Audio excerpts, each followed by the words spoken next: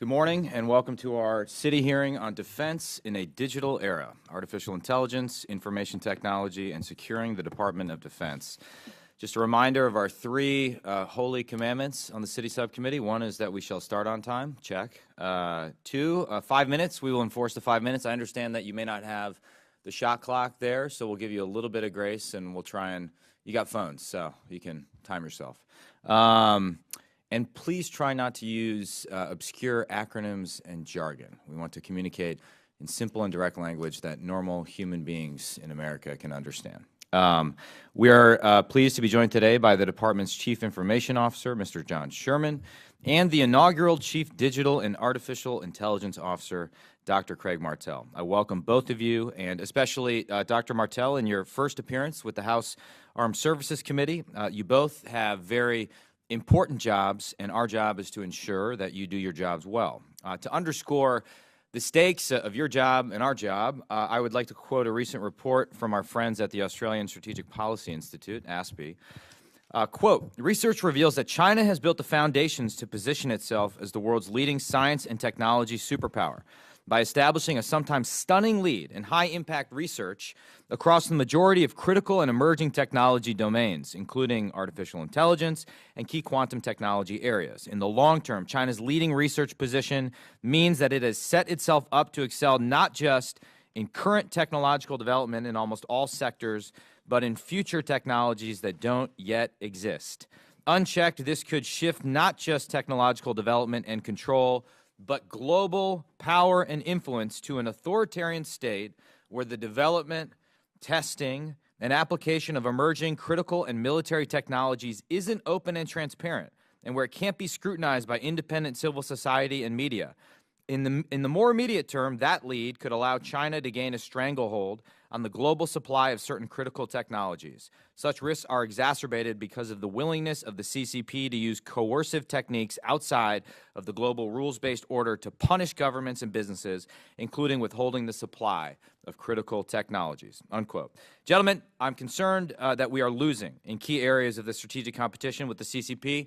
I would prefer that we win. As we say in Green Bay, winning isn't everything, it's the only thing. So today, I look forward to hearing from you how we can fight smarter and win this competition. And with that, I recognize the ranking member, Mr. Khanna.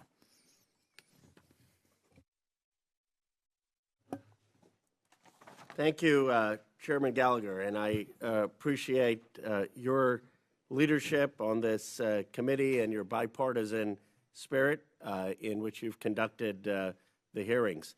I would also like to welcome Mr. John Sherman, the DOD Chief Information Officer, and Dr. Craig Martell, the Chief Digital and Artificial Intelligence Officer. Thank you for your service and thank you for appearing before the subcommittee. On the heels of the one-year anniversary of the war in Ukraine, one constant theme that we have seen is ways that the war has been transformed and different from the past. From the ubiquitous presence of tactical unmanned aerial vehicles to the use of digital platforms, it's obvious that the continued integration of advanced technologies in combat is an essential component of modern warfare. And that is why the DOD's CIO and Chief Digital Intelligence and Artificial Intelligence Officer's appearance is so important. One of the things we need to focus on in the second year of the creation of the Chief Digital and Artificial Intelligence Officer is the challenges that you have encountered and ways that we can offer assistance. Deconflicting some of the duties is important. One of the other important issues is the recruitment of talent and the retention of talent and how we do a good job in recruiting the top talent. I know we have an advantage of doing that in the private sector in Silicon Valley, but we need our best and brightest in technology coming into government, and I want to get your thoughts on additional steps that we can do for recruitment. Furthermore, the growing importance of the electromagnetic spectrum and the highly visible role of the department's spectrum usage is something that I hope this committee can discuss. Finally, I would like to hear your work about securing our networks and that of the defense industrial base. That is absolutely critical in any modern warfare. thank you again for both of your appearance before this committee. Thank you. Mr. Sherman is recognized for 5 minutes. Good morning, Chairman Gallagher, Ranking Member Khanna, and distinguished members of the subcommittee. Thank you for the opportunity to testify here today.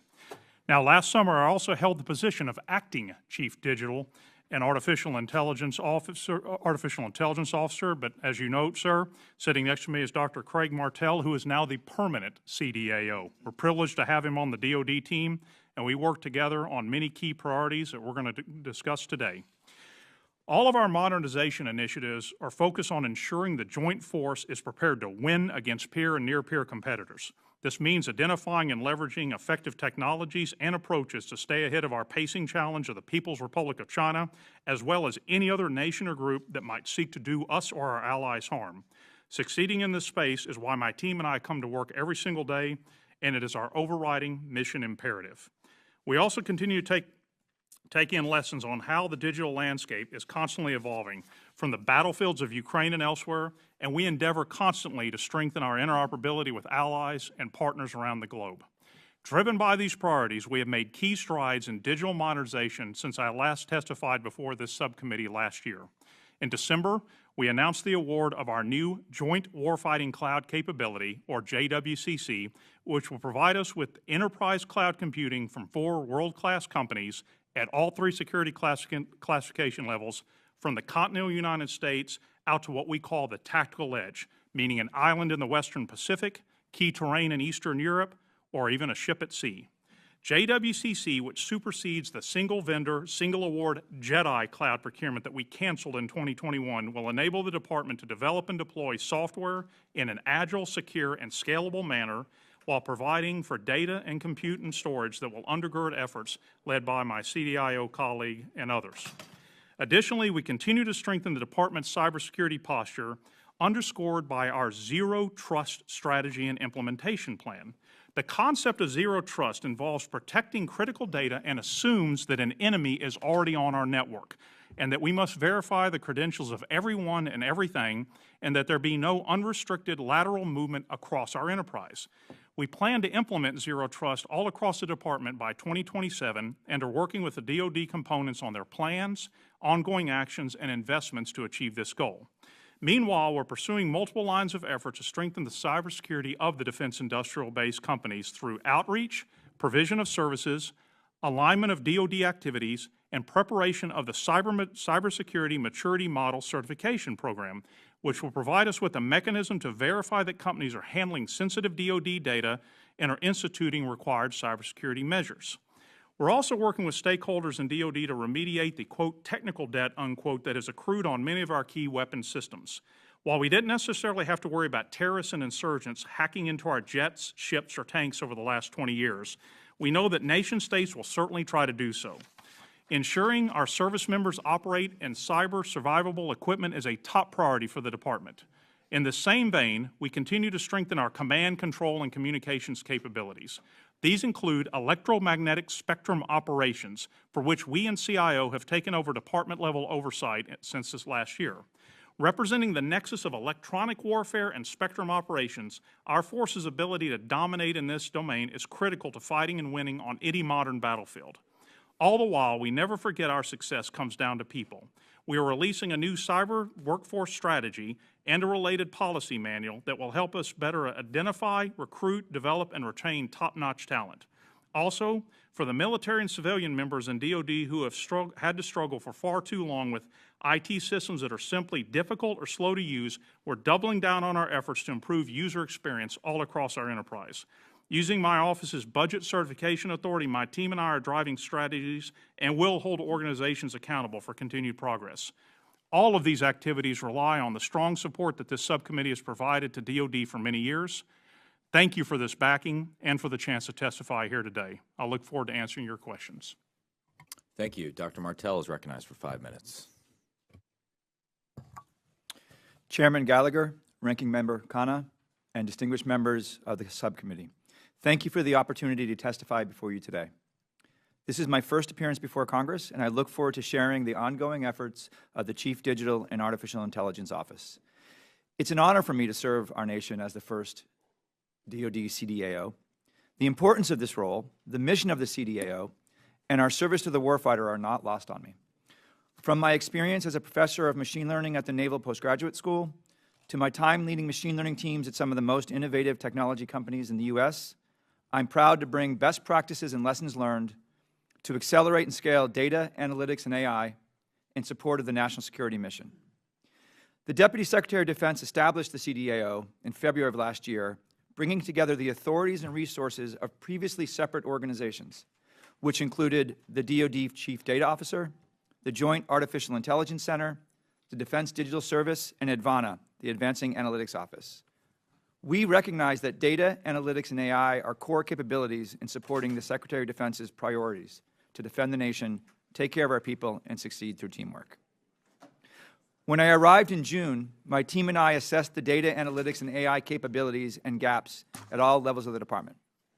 We reviewed the recommendations from the National Security Commission on Artificial Intelligence.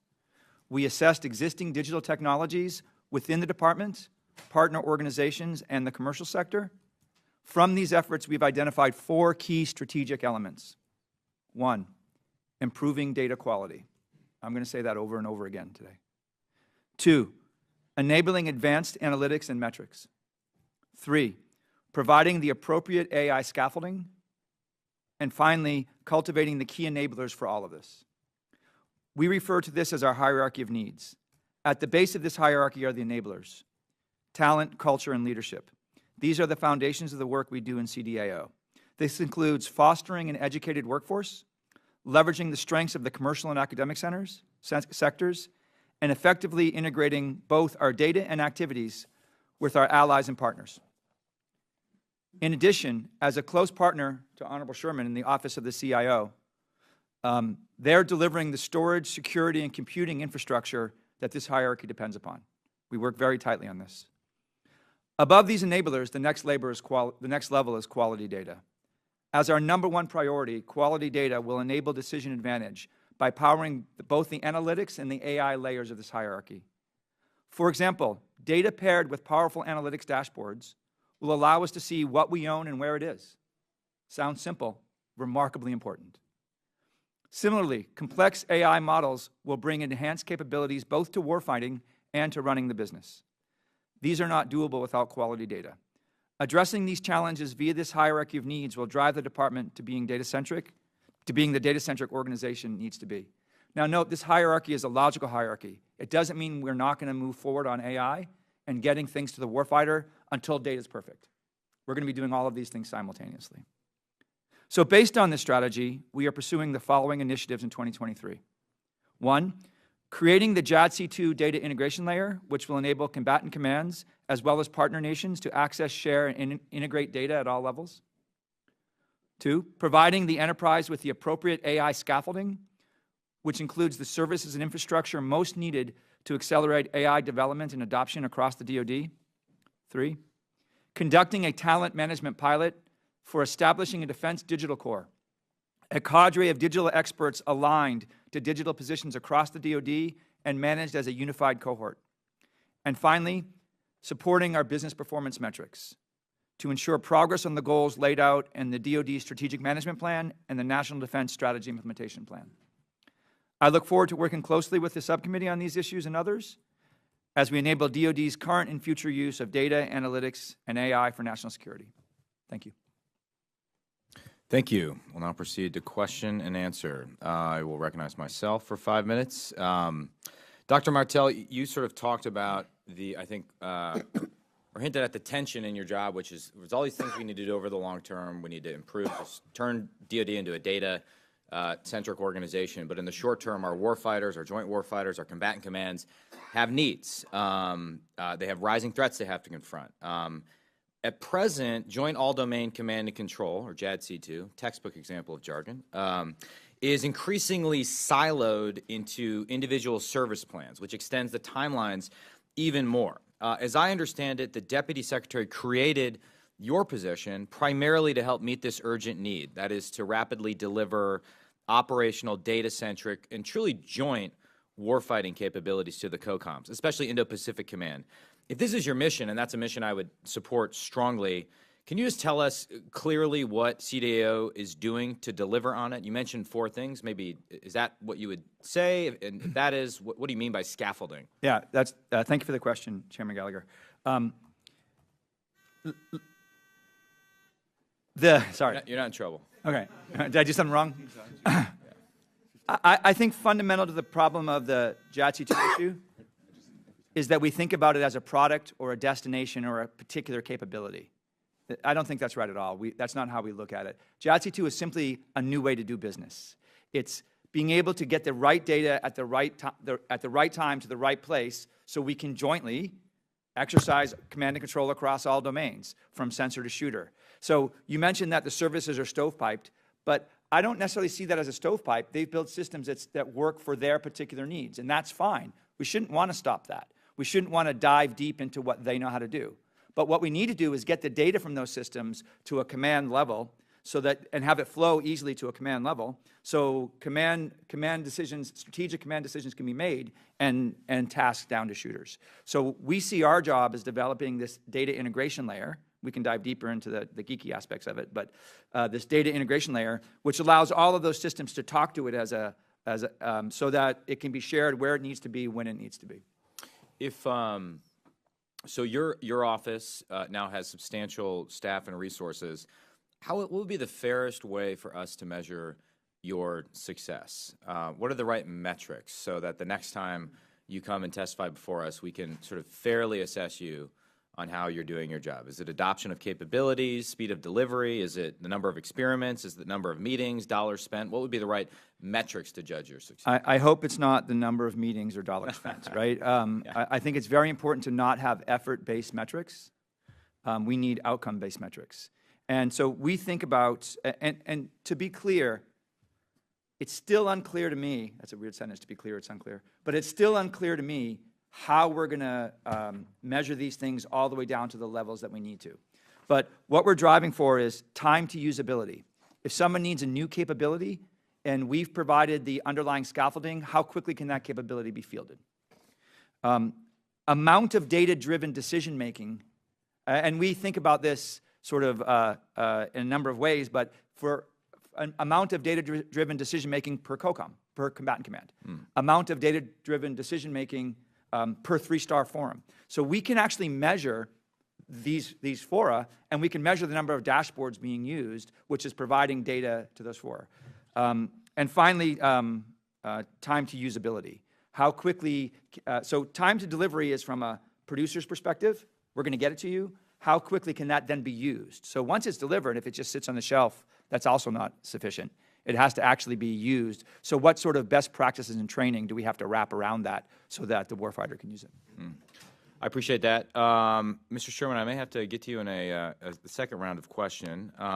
Quickly, though, Dr. Martell, can you just explain again, and just for a liberal arts major, what do you mean by the scaffolding that you're talking about? Thank you for the question, Chairman Gallagher. Most people think about AI as a product that's delivered. I think those products being delivered will be delivered best by our commercial sector, but there are things that the DOD needs to do around that product that's being delivered that we're not doing. For example, what the product should be doing, what a particular model should be doing, say, trying to detect something on the battlefield, we are the subject matter experts of that. We should be just saying, this is A, this is B, this is A, this is B, and getting that data labeled correctly should be our responsibility. Currently, we give that to industry as a responsibility, but I believe we should own that because that's our IP.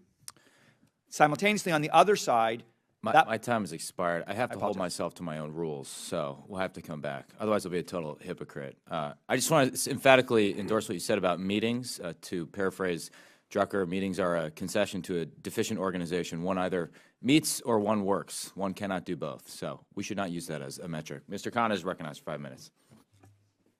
Thank you. I'm reminded of the Oscar Wilde quote that the problem with socialism is too many damn meetings. But, I appreciate. I'm not sure if I'm supposed to respond to that. I appreciate your testimony. You know, we had Dr. Eric Schmidt at my oversight hearing, and one of the points he made in the talent of cyber and tech is that He thought the DOD was doing a good job in recruiting, a good job at the service academies, but the challenge was really the ability for people in technology to rise to meaningful positions. Obviously, you know, you don't have the multi-million-dollar exits in Silicon Valley, but the other thing that attracts people to these tech companies is their ability not just to be grunt workers, not just to be mid-level folks, but to actually be in leadership and to be central in driving things. And as jamming and AI and so many of the theaters of modern war may involve technology, what is the pathway to get people up the ladder so they feel empowered? Both Dr. Martell and then Mr. Sherman. Thank you for that question, Ranking Member Khanna. I agree completely that we need to build pathways for tech folks in the department. But I think one of the benefits we have is that all of our workforce is getting increasingly technical as our technology is getting increasingly easier to use. So one of the things we need to depend upon as a nation is we have to continue those pushes so that we generate practitioners. Particularly in AI, it has been dominated by experts, and I would say for the last 15 years it's been dominated by experts, but there's a movement now where there's enough commoditized tools where skilled practitioners can actually deliver the value that experts used to be able to do. That's the tactic we're taking. How do we upskill the folks that are in the department now?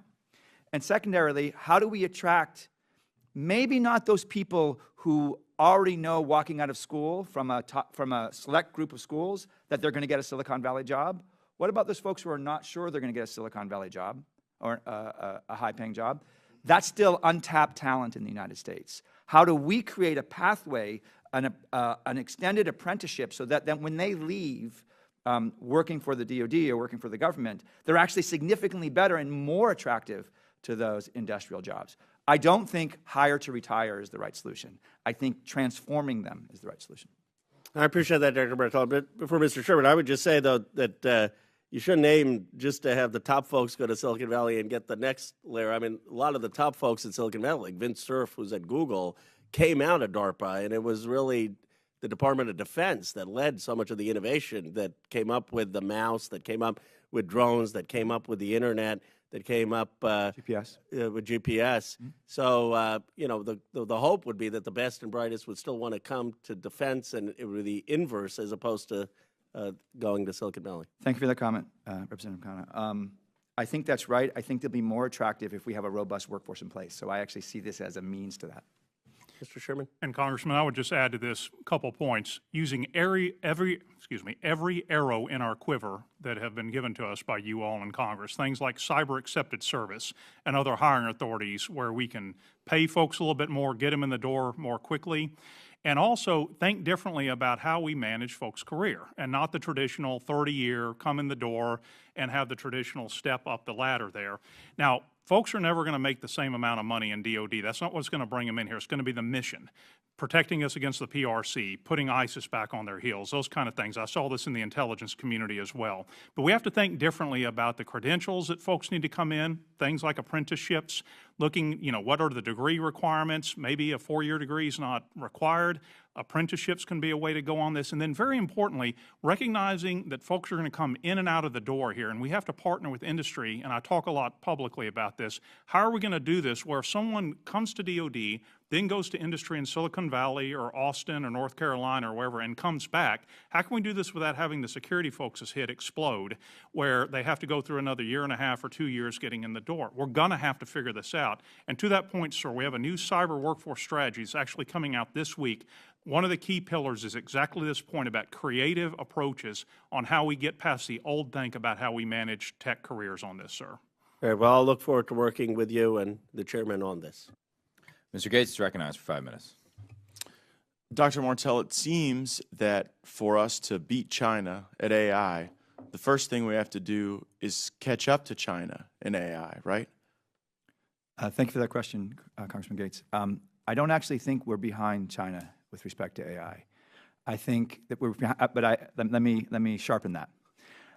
With respect to technological capabilities, we are as far ahead as anyone. With respect to talent, we are as far ahead as anyone, although I think there's a danger there. I think the fundamental difference is they are doubling down on high quality data and high quality compute. So we have high quality compute, but we need to double down on getting the data right. I think you need to start my clock, Mr. Chairman. Thanks for that extra time. Oh, darn it. So I rescind everything I just said, and we can start again. No, yeah, this is all off the record. It's still on the record. Yeah. But Mr. Gates gets it. Yeah, no, I got you, Mr. Chairman. So most of the analysis I've seen indicates that they're way ahead. So your testimony is interesting because it seems you do appreciate and understand that it runs cross-current to a lot of what we hear about China's current supremacy in AI, right? I do, Congressman Gates, thank you. I think we could have a more interesting conversation in the closed session. I'm happy to do that. Okay, so you talked about the data sets, and I'm really interested in the ways that China builds those data sets where they get information. Does China have the capability to collect intelligence from the offshore oil rigs that they operate and own? Thank you for that question, Congressman Gates. I'd rather tackle that in a closed session. Well, I don't know. Sometimes I worry we overclassify these things. Like, shouldn't the American people know if there's oil rigs offshore that are like using Chinese data to collect information? So I think probably a more correct answer is my expertise doesn't extend to China to that degree. I think we're going to win any fight by providing quality data, create the right scaffolding. Well, yeah. Let me ask establish the right another place. Let me ask another place where they may collect data. So, does China collect data from the cranes that they sell to U.S. ports? Thank you for that question. I'm not an expert on China's. Yeah, but I'm kind of concerned that an assessment of their AI capabilities is going to lash pretty closely to where they're getting these exquisite data sets, right? And so if they're able to utilize AI to aggregate this massive amount of data that they get from the cranes that they sell our ports, from the DJI drones that our law enforcement fly around, from the oil rigs that our U.S. oil companies sell to them, that really is an important plug-in to AI, don't you think? Congressman Gates, I actually do. I think it's a very important point, and I'm not trying to dismiss it. When I said I don't think they're further ahead with respect to AI, I don't think they're further ahead with respect to the algorithm capabilities or the talent capabilities. In fact, most algorithms are commoditized, and anybody has access to them at this point. If in fact they are gathering data from more places, that will in fact produce robust AI. And if we need to gather, we can have a really robust conversation about what data we should be gathering. I'm very open to that. But I'm in agreement with you that getting the data right and getting the right data is what drives robust AI. I've spent all my time with you talking about how China gets their data, because I don't view our AI scenario as in a bubble. I think we're in direct competition with China. We win or they win. And if we don't know who's ahead, I do worry about getting to those deliverables in a way that we can measure them and fund them and advance them. So hopefully we'll be able to have more fruitful discussion about how they collect data, how we can integrate that into our broader cyber strategy and our AI strategy. I look forward to that. Thank you. Thank you, Mr. Gates. Before I recognize Mr. Ryan, I want to recognize the Stump family from Green Bay, Wisconsin. They traveled all the way from America's district, the 8th District of Wisconsin, to listen to our witnesses and engage in this discussion about AI and technology. So it's very important. Thank you. Mr. Ryan's recognized for 5 minutes. Thank you, Mr. Chair, and welcome to our guests from Wisconsin. And thank you to you both gentlemen for being here today, for your service. Especially Dr. Martell, stepping into a new role and position in any organization is always a challenge, and in the biggest bureaucracy in the world, I'm sure. It's been a joy. It's been not boring. So thank you for stepping up and both of your public service. I wanted to actually build on what Chairman Gallagher was getting towards with you, Dr. Martell. You were starting to talk about kind of the roles and not authorities, but the roles and responsibilities when it comes to within JADC2 specifically, kind of who builds what. You're talking about scaffolding, and you were beginning to say what you thought the role of commercial partners is. Could you expand on that and to be specific and sort of where what I'd like to hear from you is how do we, and not a new problem, but how do we work better with and enable particularly smaller and less known, but I think often most talented companies to plug into the scaffolding that we're building? Thank you for that question, Congressman Ryan. One of the things was surprising to me when I got here is how acquisitions works. You set out a bunch of requirements, and then 5 years later, a product is delivered, and the world has changed drastically in those 5 years. That's the sort of thing we're trying to tackle. We're trying to be able to be efficient, flexible, iterative, and experimental. So our goal is to get a data layer which allows for data to flow from any point to any other point, and then apps can sit on top of that data layer. So a particular combatant commander or a particular commander might want an app from one vendor, and another combatant commander or commander might want an app from another vendor. And we need to see that data layer as the underpinning a marketplace that allows any vendor to show up and say, I have a solution for this particular problem. I think that's a much more iterative way and experimental way to get at this, as opposed to saying every commander you get the same thing, when the commander out on the ground might need something very different than something in a maritime domain. And we need to allow for that marketplace, both for the big players who produce real value, and particularly in the AI space, 3 guys in a garage might actually change the game, and we need to allow that to be available to them as well. I agree. My concern is time and urgency. I mean, we've heard many different timelines for potential major conflict, particularly with China, and building a data integration layer against a bureaucracy that's not used to doing that. I mean, how quickly do you think we can build that? What can we do as you know, in our role as members of Congress to enable that, to accelerate that? What authorities do you need? What resources do you need? Thank you for that offer, Congressman Ryan. I'll take it as a question for the record for probably the end of the year to get back with you with more specifics. Right now, we're undergoing the Guide Experimentation Series, which is Global Information Dominance, where we're actually testing these things. We just finished one. We're doing another one next month, I believe, with a key partner being INDOPACOM, and understanding how what we've learned, for example, at EUCOM, at European Command, might be applicable in a maritime domain like in INDOPACOM. We'll have the point of that experimentation is to come up with a capabilities gap analysis so we can actually answer those sorts of questions for you. Great. Thank you. I'm running short on time. Mr. Sherman, on cyber talent management, could you just continue to expand on that? Are there additional authorities? You talked about the cyber accepted service. Are there additional authorities or tools that would be helpful to advance that mission? Congressman, I think we have the tools at our disposal, like cyber accepted service and targeted local management supplement, which is additional funding we can pay we can provide to folks in certain areas. I think we just need to continue to use these authorities and continue, sir, to work with industry, you all in Congress and elsewhere, as we generate ideas about how to think creatively about a 21st century workforce, some of whom may come in for a long career, but others very likely are going to come in and out. As a matter of fact, we're going to want them to do that for career areas like data scientists and others, to not stay in government their whole time, but go to industry and come back and figure out how we can do this in an agile way to stay ahead of the PRC and others. I appreciate that. I'd encourage you, think creatively. If there are additional tools and authorities, I think you're hearing from us, we want to give them, so please come back, and I yield back my 1 second. Oh, great use of time. Next up, the son of Notre Dame, Mr. Fallon. Thank you, Mr. Chairman.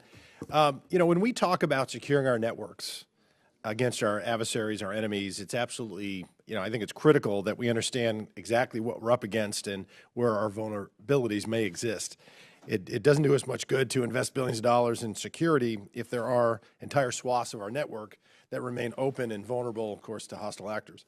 And as we talk to folks in the industry, I've come to learn that this was, in fact, our reality in the DOD information network in the not-so-distant past. Thankfully, we've had we've taken the steps necessary to remedy the situation, and I believe it's essential that we continue to invest in technology and secures our networks by leveraging new advances in technology with our network through the eyes. We have to see our network through the eyes of the enemy and where they would perceive vulnerabilities. So, Mr. Sherman, how are you leveraging AI-backed technologies to discover and remediate vulnerabilities before our adversaries can exploit them? So in terms of AI-backed technologies, the main place we're going to apply that is what we call the big data platform, where we bring data together to assess what is going on our networks. But sir, if I could say, AI is just part of this. It really is, to your point in your question about what we know the other side's doing, is the partnership I have with General Nakasone at U.S. Cyber Command and the National Security Agency to get threat-informed intelligence about what the other side, China, Russia, et cetera, are doing against our networks. And also, again, AI undergirds some of this, but it really is that zero trust approach I noted in my opening statement, where we assume an enemy's already on our network. The burglar's already in the house. And how do you prevent them from moving laterally throughout the house? And using what's called identity, credential, and access management, where it has to be verified, someone's identity along the way, to make sure that they can't move to get to your most critical data. So it's a new way of thinking about cybersecurity, not just at the perimeter or not even a defense in depth, but a whole new way of thinking about you don't trust anything or anyone. And that's what we're really doing to lock down our network, sir. Kind of assuming that maybe the submarine is below the destroyer already, right? And you can't see them, but you might be there. Dr. Martell, how do you see AI developing as a component of the DOD's cyber mission? And also, how can we remove barriers to entry for companies developing and deploying AI? Thank you for those questions, Congressman Fallon. I echo what Mr. Honorable Sherman said, that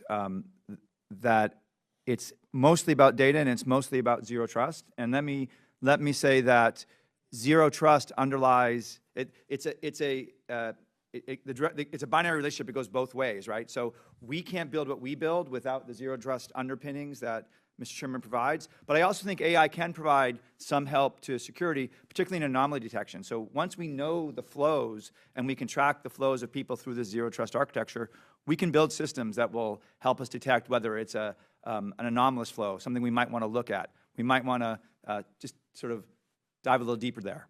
Mm-hmm. And Mr. Sherman, as far as recruiting talent, we have people come into our office, and it doesn't matter what industry they're in. They have labor shortage. They have labor need. And now we're not even meeting our recruiting goals. I also sit on the Armed Services. We learned that last year in Armed Services that the Navy, the Air Force, the Army weren't hitting the recruiting goals. So where are you all with the labor? And you just mentioned about attracting that talent. How do you attract that talent? And because it is competitive and they can make so much more on the outside. Sir, that is exactly what we've been getting after as well with this new cyber workforce strategy.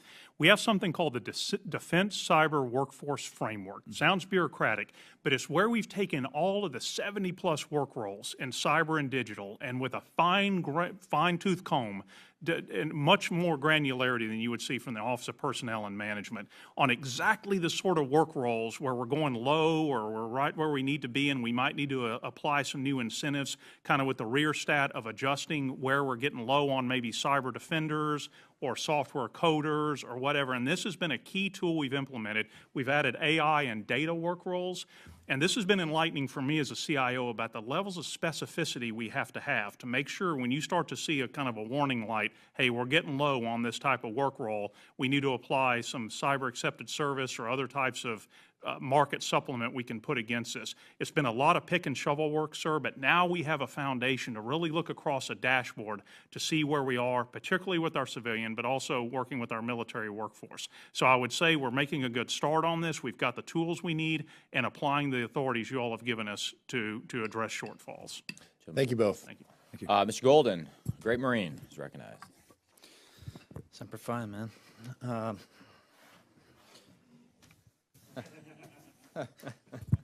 Sounds like a bad thing. Dr. Martell, in your prepared remarks, you talked about the cyber workforce framework, and you referred to a pilot for Defense Digital Corps program. Yeah.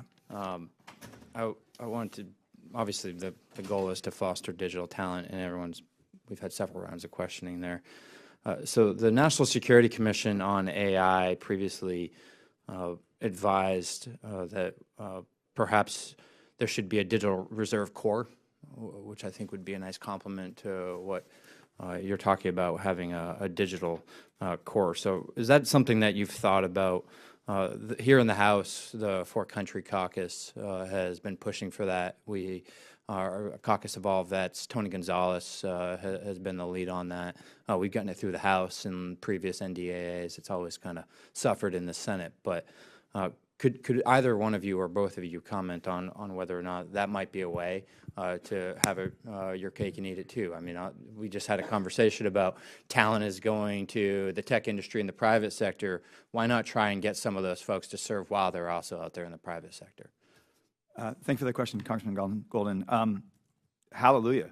I think that would be amazing, particularly because the Defense Digital Corps' goal is to figure out what talent's needed across the department and to be able to bring that talent in and seed it, but also manage it as a cohort because they're going to be onesies, twosies, and alone. And no one wants that job, right? But if they're a cohort and they can share problems, they can share issues, we can much better manage and grow them, right, and give them real careers. If we can do that seeding by folks coming in for, depending on how this works, we can talk about this afterwards, I'd love to, but even if it's, 2 weeks a year and a week and a month, but then periodically for a year at a time, that would lend itself very nicely to the way we're thinking about it. Ditto on all he said, and I would add, too, I think we need to push ourselves to think creatively about how we do this. I mentioned security clearances, but not everyone needs a secret or top secret, and particularly with the explosion of remote work, that how do we tap into talent where they don't have to all move here to the Beltway? They can stay in Texas or Massachusetts or Washington State or wherever they are and tap into that talent. I definitely think that's something we ought to look at. And again, on that broader cyber strategy, our third goal on there, it's worded more finely than this, but think creatively and come up with creative solutions. I think this would definitely fit on that we would need to explore further. Well, I suspected that you both would think that was a good idea. So, of course, my audience is the committee itself and the Senate committee. So I think that's something that we should push once again and hopefully get through in the next NDAA.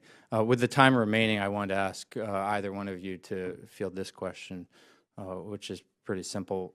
I think Pat here was onto something talking about the urgency and how quick can you move. What are you learning just looking at the battlefield in Ukraine right now about how you can adapt on the fly to start to use data, to start to use apps, and maybe even blend those emerging technologies with the things that we already have in place right now?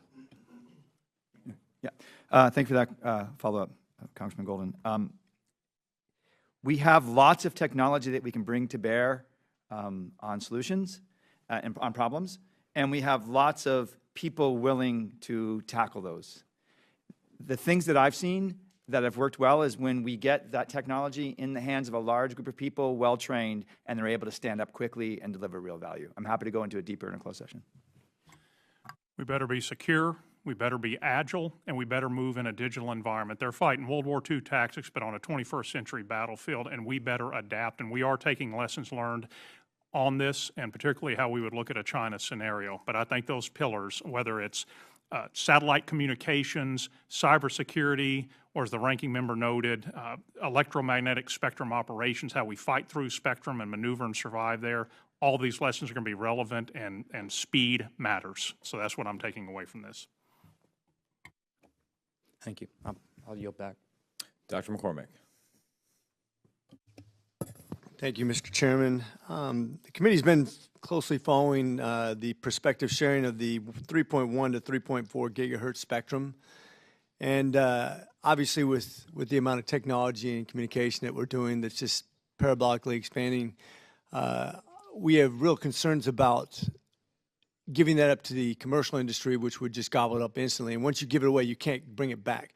Who ultimately makes the decision on whether that's divested from or not? As it stands right now, per a 2000 NDAA, it would be the Secretary of Defense basically making that decision. On proposed legislation that the administration currently backs, it would be the president in his or her role as commander-in-chief, but based on direct advice from the Secretary of Defense on that matter. Would there be any reason for the Secretary of Defense to ever consider giving up any bandwidth? Not giving it up, Congressman, but figuring out how we could share it. Sharing in terms of time, in terms of geography, or in terms of radio frequency, so we could conduct our military training operations here in the U.S. and Homeland Defense, but also giving our economy an ability to stay ahead of the Chinese in areas like 5G. With the amount of technology that continues to expand and the amount of people that keep on burdening the gigahertz spectrum, if we start sharing it, though, I don't understand how we ever grab it back. And my concern is, once we start sharing, it's a bottomless pit. In other words, they'll never be satisfied with what they get, and they'll never want to give it back up. And the fact that we, in the military, we get more and more advanced needs, why would we go there when there's got to be another way? Well, absolutely, Congressman. We wouldn't want to vacate where we're shoved out and never to return again. Sharing would mean kind of joint ownership of this, where if we're conducting military operations near an installation, conducting homeland or border security, that we would have the military radars on and be able to operate, and that the telecom providers would potentially have to switch to another area. And we've got some examples we've done in past administrations where it can walk and chew gum. But the band you noted, sir, is 3.1 to 3.45. It's beachfront property, both for long-range radars as well as telecom needs here. And to the chairman's point about competition and dominating against China, I have the CIO equities for DOD. I want our radars to work, be able to protect this homeland, keep our citizens safe, but I also know economic dominance matters too. So I'm committed. We have a study we're undertaking right now per the Infrastructure Investment and Jobs Act that Congress, you all tasked us to do, that culminates on 30 September. No decisions would be recommended to be made until we can do our due diligence and figure out if sharing is even possible. Sir. Okay, great. I'm from Camp Pendleton, so I'm used to that people trying to gobble up prime real estate there. When it comes to the battlefield and some of the technologies, I'm a firm believer that we have the best staff NCOs in the whole world, and that's why we're working better under conditions where we don't have comms. Obviously, top-heavy organizations like Russia and China don't have that luxury, nor do they have the same experiences, which brings to bear that our technologies and disrupting their communications become paramount, as well as securing our own, because it's always, as an Anglico guy, I've always had problems with disruption of frequencies. I was just excited that was me. He loves the Anglico. He loves Anglico. I guess my question is, do you feel like, and this, I'm not asking any secret questions, do you feel like we're putting enough investment into that countercom and the comm abilities in the military? And so what you're talking about, sir, electromagnetic spectrum operations. What we've done, we did in Vietnam, we had to do in Desert Storm, Bosnia, and elsewhere, but to different degrees in Afghanistan and Iraq. But as we get ready for China, we better be able to fight and dominate in this space. So to your point, sir, I think investments, from what I've seen, are sufficient now, but this is something I'm going to bird dog very carefully from my office here, particularly as we see the services starting to kind of regenerate electronic warfare and other capabilities, both to put the enemy back on their heels and ensure our NCOs and our trigger pullers can stay in touch with one another. As we've seen on the Ukrainian battlefield, all the dynamics with IMSO of how the Russians are trying to use it and the Ukrainians are using it, that we cannot be cut off on this to be able to make sure we can conduct combat operations. So your feeling is right now we're doing adequate, but we need a big investment for the future to continue this? I think we need to keep a close eye on it here and monitor as we regenerate this capability that we had in the Cold War, that we had to kind of maybe somewhat turn away from a bit during the War on Terror. As we regenerate it, I'm going to assure this committee I'm going to keep a close sight on this as we move forward. I yield. Well, apologize for that. I got carried away with the gavel. Like the Ring of Power, it ultimately corrupts. So I recognize Mr. Luttrell. Keep it handy. Gentlemen, thank you for being here in front of us today. You talk about data quality as one of your pillars, and I absolutely understand the importance of data quality. But as we move forward here, aggregating the data is obviously what's most important, because you talk about sensor to shooter. My question is, are we utilizing retrospective data or prospective data only either one, because as dirty as data is, and we have to filter it, and as Mr. Golden said, we're trying to keep pace with China, but if we don't have the infrastructure in place, how are we going to clean that data to give that information back to the shooter, as you say? Thank you for that question, Congressman Luttrell. That's a can of worms in a number of ways, right? So do we wait till the data's clean before we act? No. So we're going to have to act on dirty data until we get it right. One way we tackle this is to say no new bad. So we know that we have to deal with the past stuff, the systems and the data that have been built in ways that are not up to snuff.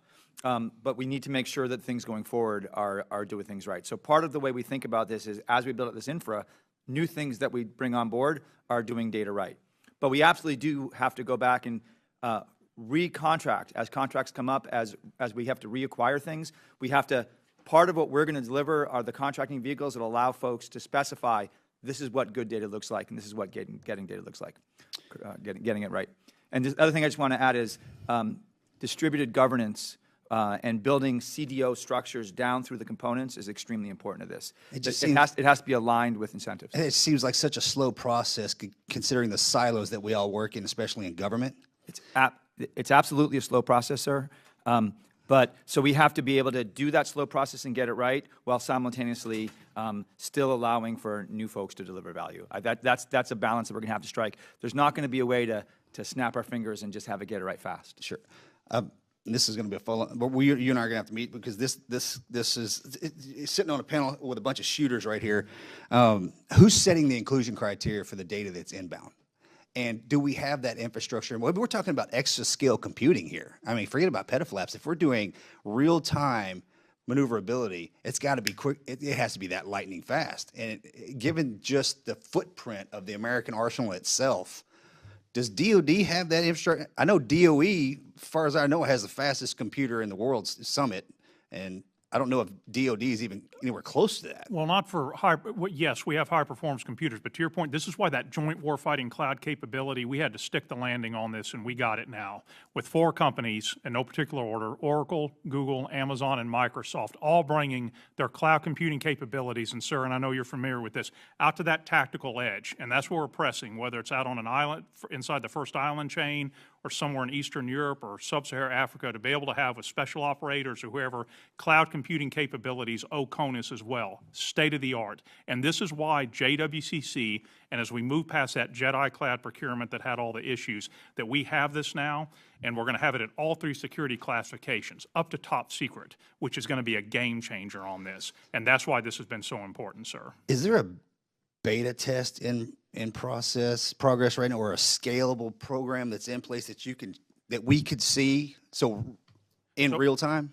What we could show you, we have cloud capabilities already underway in the department. I'm talking all the way from where I can reach out to an operator on the ground saying this is what I'm receiving this. I think we could show you that. And the other thing, sir, I'll tell you, we're building off what the intelligence community has pioneered. And I know you've likely seen some of this yourself, sir. So we're not reinventing any wheels on this. We're riffing off what my IC counterparts have done. So, sir, we'll take that for the record, and we'd be happy to try to set up a demo or something on that for you, sir. That'd be great. Thank you. Thank you. I yield back, Mr. Chairman.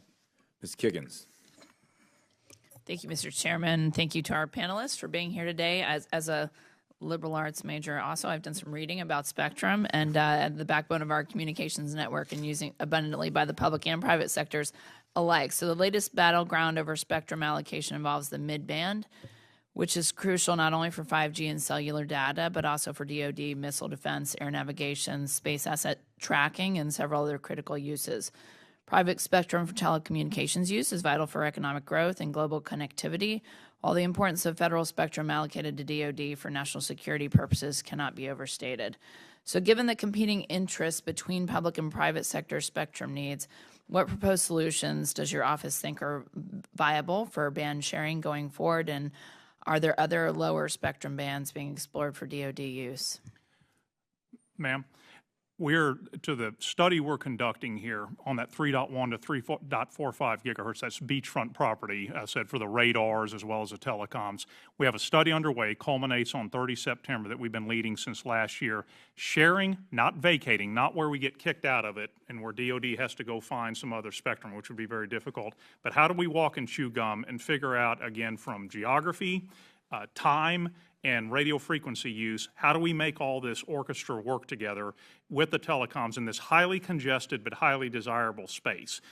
We're examining this right now, and we would note that this is one of the most difficult parts of a band analysis we've ever done, just because it is so desirable both for long-range radars to acquire missiles and so on, but also for 5G propagation. So we're studying this, but what I just talked about, those three principles, the time, geography, and radio frequency, are what we're thinking. If we're going to find a potential solution to this, that's how it's going to be done with the telecoms, and that's why I'm working so closely with Commerce and NTIA and our interagency partners to make sure we look at the angles on this, but protecting this country is paramount consideration on this. Good, thank you. And then I have a couple bases in my district. I represent Virginia's 2nd District, so Master Jet Base Oceana. Just listening to users over there, and I don't know if this is the right venue to ask, but I just want to communicate some complaints of those guys when they got a lot going on, right? They're training to fly, they're flying jets over there, but they complain about the computers. And when you ask them what frustrates you about your job, what can we do better? It's the computers, and it's the time to log on, and I don't know, it's the security portals that they have to go through. It's the Wi-Fi capabilities. It's the age of the equipment. So it's for me, it's the little things. We talk about quality of life and recruitment and retention for our armed forces, and that's what they communicate. I mean, number one, it's infrastructure is a big one, but I mean, computers is the second thing that they tell me. So I'm assuming this is your department. I mean, are those things those little day-to-day things for those end users that they just show up and they want to go home to their families at night too, and they get frustrated, and I want to do better for them. So how can you help me do that? So we're going to lean in, and the term we use is called user experience, but really it's the fix our computers piece at what you're getting at. And I got to tell you, for however much longer I'm in this job, this is a top priority here, and we already have some wind in our sails on this. As the budget comes out here shortly, some investments we're making. It's a multifaceted problem. It is, yes, some new hardware. It is, yes, having cybersecurity scans that don't conflict with one another. It's having fiber on base down in Norfolk or where else. It's not having dated hardware like routers and switches and stuff that have been allowed to atrophy. It's a multifaceted problem. And just yesterday, ma'am, I was talking to the Air Force's Chief Experience Officer about how we do things like measure and not just go anecdotes, because I hear a lot too from the sailors and airmen and guardians and everybody else. But what can we do to really monitor the network to know when the spinny wheel is happening for the sergeant at Fort Eustis, and she's trying to get her maintenance report in? We're going to get after this, because we're not going to fight with one hand tied behind our back, and it is a quality of life issue, ma'am, and I am dedicated to getting after this. Thank you so much. Please make that a priority, and I yield back. Thank you. Mr. DeLuzio. Mr. Chairman. Good afternoon, good morning. Lost track of the time of day. Good morning. Mr. Sherman, Dr. Martell, thanks for being here. Thanks for your work and your team's work to protect our information technology, cybersecurity, our networks. I think folks often don't understand what goes into that good work, so thank you. In our full committee hearing yesterday with Northcom, Southcom, Assistant Secretary for Homeland Defense and Hemispheric Affairs, one of the issues we touched on that I asked some questions about was defense of our critical infrastructure.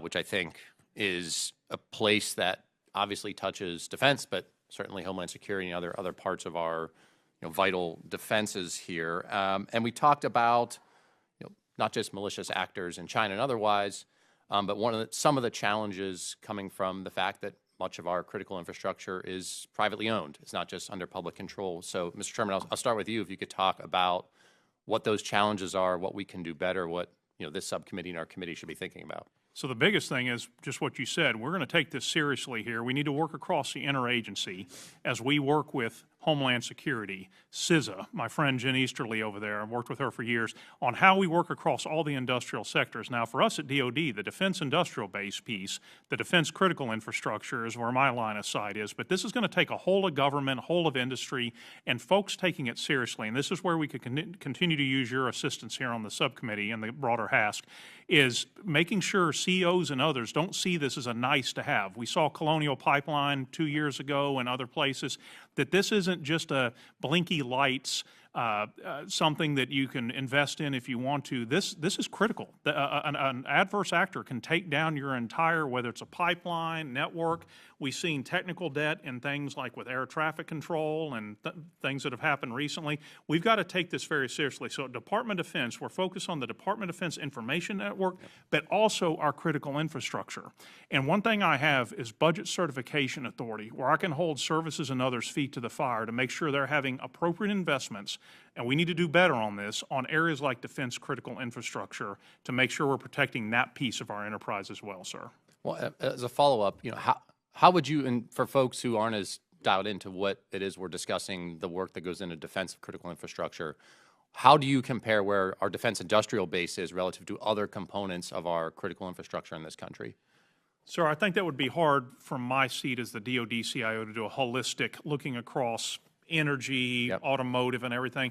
I will say that in the defense side, we know that's where the Chinese, Russians, and others are trying to expropriate plans, blueprints, and everything else, and really trying to help work with that industry to lock that down. I would just add, working with our interagency partners on all the different areas, raising awareness of this. We have a new national cyber strategy. There's been other executive orders and so forth, working with you all here in Congress to raise awareness about this. And we've had some notable incidents, I think, that have been in the news that are raising companies' awareness. So we have to keep up the press and not stop on that. And I'll ask maybe just one more follow-up, is pieces of the way that we ensure cybersecurity in the defense industrial base, do you think have application to other components of our critical infrastructure and other sectors? I think it absolutely does. As we have standards that I know some may see as onerous, and we're working with industry to not make it onerous, but to make sure there's something we can all hold ourselves to account in implementing basic cybersecurity.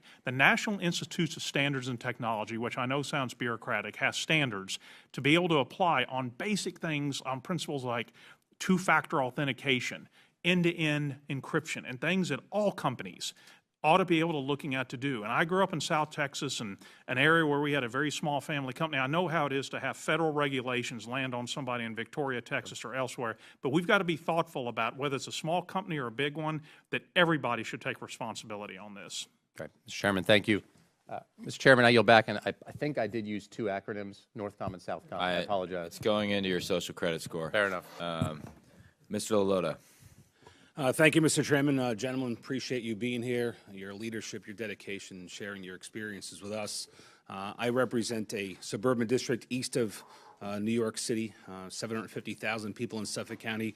We, Mr. Chairman, are America's district, and appreciate the dialogue we have here today. Last September, the government of Suffolk County suffered a cyber attack that shut down many of the government services that my constituents rely upon. Emergency dispatchers had to take down 911 calls by hand. We had no access to the geolocating function that's typically normal there. Police were forced to use finicky radio transmissions and call instances, and had no access to email reporting from the field. Contractors were paid in paper checks. That created a huge backlog of services in the county. At the county's traffic agency, people were unable to pay pending tickets, which created extra fees and became a huge hassle in Suffolk County. In addition to the major shutdown of government services, the hackers who claimed responsibility for the attack threatened to slowly leak sensitive information that the government had at hand. And unfortunately, the situations like this aren't unique to Suffolk County. We are constantly hearing about cyber attacks, data spillage, and ransomware and phishing throughout the country almost on a daily basis. And if hackers can have such an effect on my county, I fear that there could be a larger government entity, state, or God forbid our federal government be subject to a similar attack. The Office of the CIO, as I understand it, was responsible for the DOD, IT, enterprise, cybersecurity. I, too, am a liberal arts major, so I'm leaning a little bit into this as well. And I do understand that you have protection over our unclassified and classified networks. So my question is this, to both of you, please, gentlemen. What is your office doing to gather lessons learned from these state and local attacks to ensure that their prevalence, their impact is reduced prospectively? Sir, we work closely across the interagency. I mentioned DHS and CISA, for example, in Department of Homeland Security to learn about and the very unfortunate attack against your district there, sir, and elsewhere, where we hear about attacks against schools, industries, and elsewhere, and what we call the tactics, techniques, and procedures. TTPs is the government acronym on that, on how the adversary is using these mechanisms to employ ransomware or to hack into systems. I work very closely with the U.S. Cyber Command and the National Security Agency, which is both under General Paul Nakasone. And from them, I not only get the cyber aspects, but also the threat-based intelligence of what state and non-state actors are doing and how they're operating and evolving. This is something I do every week and multiple days a week working with them to understand how we ought to be defending differently. I mentioned earlier about a concept called zero trust, where we assume an enemy is already on our network. This is the state of the art on, we've talked about it for a while, but we're getting after it at the Department of Defense, on not just the old perimeter, defend at the castle and moat, and not even what we call defense in depth, but really preventing an adversary's ability to move across a network and hold data at risk, as what happened in the attack you described, sir. So we must be a learning organization and stay very up with the threat-based intelligence on how an adversary is going to operate. Can you describe what your interactions are or will be with state and local governments to that end? I understand that you've properly explained the big picture on what the issue is and how it should be attacked, but I fear that that information, that guidance, isn't getting to the local officials where the rubber meets the road. Sir, my interaction would not be direct. It would be through the Department of Homeland Security, who would interact with the state and locals there, and also maybe obliquely where we have, of course, U.S. military installations and garrisons that are relying on defense critical infrastructure power and so on coming onto those garrisons and bases and so on. But primarily through DHS is where that interaction and where I'm going to be hearing about what's happening in your district, and also where, if we're seeing something from a national security perspective, U.S. Cyber Command working with them could share that from a national security perspective. Thank you. And switching gears for a moment, Congress required the Department of Defense to establish a comprehensive framework for the cybersecurity of the defense industrial base in Section 1648 of the 2020 NDAA. This report was a full 2 years late, and yet didn't seem to address a host of problems that still seem apparent about how the DOD manages the defense industrial base cybersecurity. Did Section 1648 force any lasting change to how the department manages its support to the defense industrial base? It absolutely motivated it, and we've got to keep doing better on this front.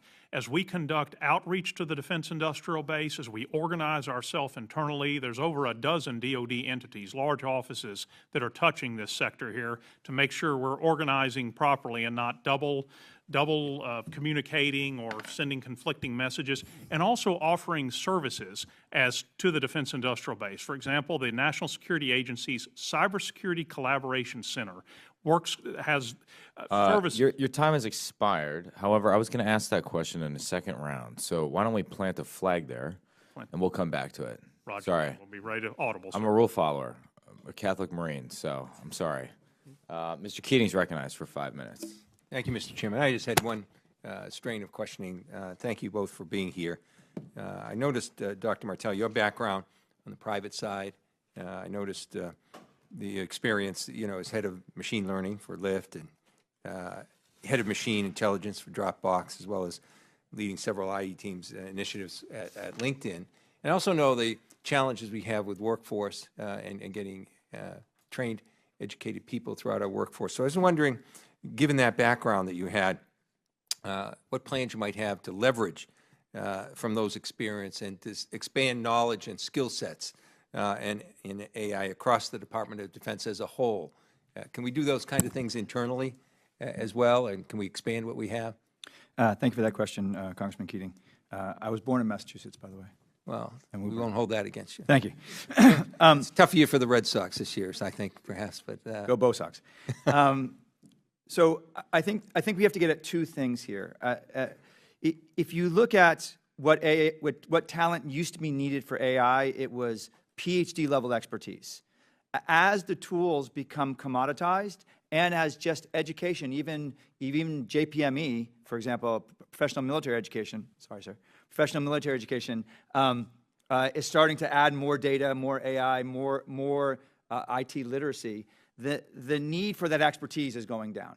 So I think there's two ways we can tackle this. One is we need to upskill folks we already have. We've already built out 10 new work roles that are specific to AI with Honorable Sherman's org, that are specific to AI and data. And my team is beginning to do analyses across the department about which components need which work roles.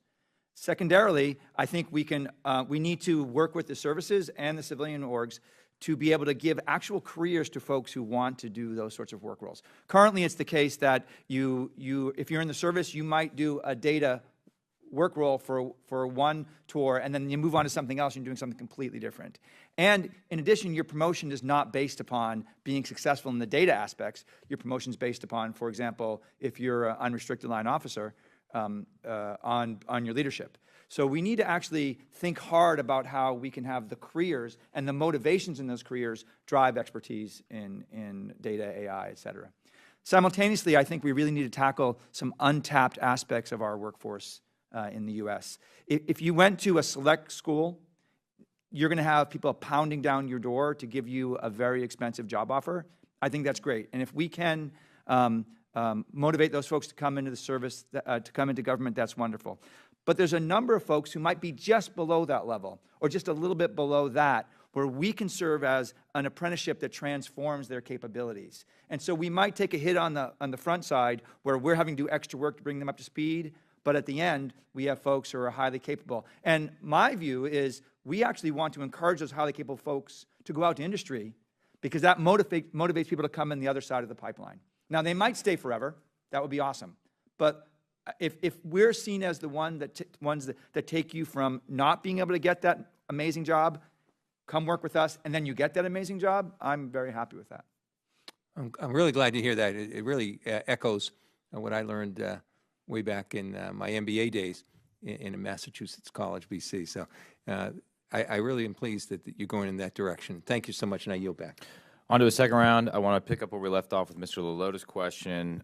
He mentioned that the Section 1648 report was 2 years late. Additionally, DIB cybersecurity is your responsibility, correct? I'm tracking, however, at least 6 separate offices within OSD who have asserted leadership, some sort of leadership role in protecting the defense. I did an acronym, Defense Industrial Base, not DIB, Defense Industrial Base, to outside organizations and entities. So 2 questions. One is Mr. Lalota's question. What did the report force change? And then 2, what are you doing in your role to bring coherence to an effort that, from my vantage point, looks somewhat scattershot at present? So to riff off that earlier question, yes, it has driven change, Congressman. Absolutely it has. On to the how are we organizing ourselves for victory here. So when I got this last year, polling around DOD, how many organizations are touching a defense industrial base company, whether it's a small or medium or one of the big primes? And it's more, it's 12 to 13, depending upon how we count it. And I first held a meeting and brought all them in a room. Defense Contract Management Agency, Defense Counterintelligence and Security Agency, DOD Policy, I can go down a list. But putting myself in the shoes and talking to a lot of companies, how does this feel when you've got different entities either providing helpfully or trying to be helpful, providing information, or coming to you with the requirement? So what we've done, my acting deputy, who's also the Chief Information Security Officer, has stood up a monthly cadence with these organizations to get ourselves aligned on the DIB Management Council here. I think we call it something a little bit different, but bringing these organizations, who's sharing what? Who's talking to whom? Let's get aligned here and again, put ourselves in the shoes of the affected companies. So maybe it could be helpful. It could be threat-based intelligence that maybe national security agencies providing through that collaboration center I mentioned, or another entity. And they need to be cross-talking, so if they hand something to one company, they say, also, we've got this from another DOD organization. So that's what we're doing, sir, trying to align this and make it a little more sensible and less bureaucratic. But you consider yourself the leader of that council? Yes, sir. Of the 6 different offices that Actually, are, 12. Yes, 12? sir. Okay. Yes, sir. 12 different offices. Okay, Dr. Martell, excuse me. Before JADC2, we had the Joint Information Environment. Before the Joint Information Environment, we had the Global Information Grid. Have you reviewed those past efforts to understand why they failed and what you might do differently so that JADC2 does not suffer the same fate? Thank you for that question, Chairman Gallagher. When I've been in the office now 8 months, and I've tried very hard to ignore history.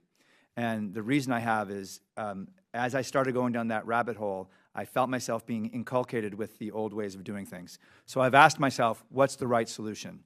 And we're now just turning to making sure that this right solution maps correctly to our goals. So look, I think the right solution is building out a marketplace that allows multiple vendors to bring apps to bear, where these older solutions were, and I'm going to defer a lot to Honorable Sherman because I believe these were under his purview, but these older solutions had rigid requirements that were established a long time before delivery, and by the time the delivery came, the world has changed. We need to create a marketplace and infrastructure that allows for that dynamic change, and that's how we're tackling JADC2. Mr. Sherman, in what little time I have left, I'm pleased to hear that we're moving out on multi-cloud expeditiously. However, it seems we just lost the last 2.5 years. What lessons should we derive from that? Sir, do you mean in terms of the acquisition, or what did we learn in the 2 years? Well, both. What So did we this is learn one from the area delayed here acquisition? that, yes, as a U.S. government, it shouldn't take us this many years to get enterprise cloud for the Department of Defense. And we mentioned about the CCP, and if Xi on that side says something, he needs something that quickly, he'll have it very quickly. We have to do better as a whole of government here in being able to procure and acquire services for the Department of Defense. This is an area we did get through. There's no protests. It's ready to go. But this is something that, frankly, sir, we should have been able to do more quickly and without all the bureaucratic and other issues that came up. Now, on the functional piece, the upshot here, we have what we've learned on the intelligence side with their multi-cloud, multi-vendor approach, and then also within the military services, their own cloud efforts. You hear terms like Cloud One and others. That's the Air Force effort. We have a lot of lessons learned we're integrating into this enterprise cloud effort. So we're not at a standstill. We have a running start from what we did there, sir. My time is about to expire. Mr. Khanna, Mr. Keating, Mr. Luttrell, you have any more questions? You guys got off easy today. Well, with that, I just would emphasize a couple points as we close. One, I think you saw a lot of interest in sort of general talent management and whether we are adequately using the authorities that Congress has given you, particularly cyber accepted service authorities. I know we talked about that earlier this week, Mr. Sherman. So I'd like to develop some sort of routine process whereby you can come and tell us, here's how these authorities are being used, here's what we're learning, and here's where we could expand it, or maybe we can't expand it. So I just would hope you would commit to that going forward. And then Dr. Martell, we had a little bit of a discussion about metrics. I just would encourage you to think through and would welcome a follow-up discussion on what is achievable. I recognize that the Pentagon's a massive aircraft carrier. It doesn't turn on a dime. But what is achievable in the next 2 years? What can we really deliver to our warfighters within the next 2 years? And so I'd be eager to work with you on what are fair metrics in both of those areas going forward. And with that, the hearing is adjourned. Oh, we're going to move into a closed session. Closed briefing. And now the hearing is adjourned. There we go. Good thing I didn't hit the gavel.